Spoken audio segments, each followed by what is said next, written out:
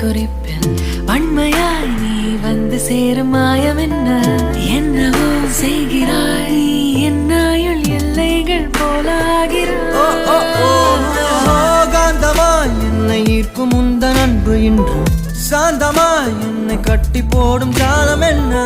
கேட்கிறேன் கூரடி பெண்மையே